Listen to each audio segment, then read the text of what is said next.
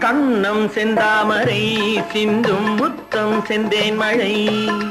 கண்கள் இன்பக் கடல் குரல் தான் கொஞ்சும் புல்லாங்குழல் மங்கை பொன்னோவியம் பேசும் மழலை சொல்லோவியம்